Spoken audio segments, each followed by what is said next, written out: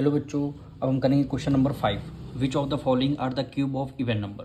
क्या कह रहे हैं, आपको 5 पार्ट गिवन है, आपको बताना है कौन सा नंबर इवन नंबर का क्यूब है कि नहीं है। अब लास्ट में देखिए, इवन नंबर क्या होता है, जो 2 की टेबल में यानी 2 के जो मल्टीपल्स होते हैं। 6 क्या है, ये आपका इवन नंबर है।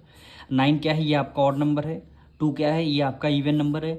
5 आपका ऑड नंबर है और 0 लास्ट में क्या है, ये आपका इवन नंबर है। यानी फर्स्ट पार्ट, थर्ड पार्ट और फिफ्थ पार्ट आपके इवन नंबर है।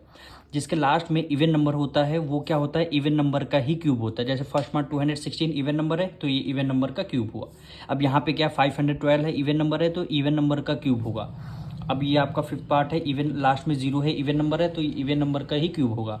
अब आपको लिखना कैसे है, अब देखिए फर्स्ट पार्ट आपका क्या है 216 है, तो आप ऐसे लिखेंगे 216 is a cube of even number because the cube of every even number is even. मतलब क्या है, 216 आपका क्यूब है इवन नंबर का। क्यों क्यूब है, क्योंकि इवन नंबर का क्यूब हमेशा लास्ट में क्या होता है, इवन होता है। इसी तरह सारे पार्ट्स में ऐसे 729 is not the cube of even number, क्योंकि लास्ट में यहाँ पे ऑड नंबर है तो ये आपका क्यूब नहीं होगा इवन नंबर का, because the cube of every even number is even. तो यहाँ पे क्या है, ऑड नंबर है। इसी तरह आपको थर्ड पार्ट में लास्ट में 2 है, ये इवन नंबर का क्यूब होगा।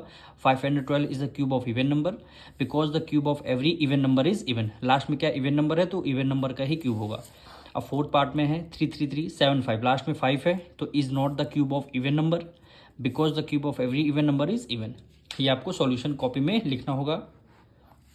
अब इसका लास्ट पार्ट है 1000, लास्ट में क्या है, इवन नंबर है तो आपका क्या होगा, इवन नंबर का क्यूब होगा। क्यों होगा, because the every even number is even. Even number का क्यूब इवन ही होता है। ये आपको सॉल्यूशन लिखने होंगे। हम मिलेंगे नेक्स्ट वीडियो में।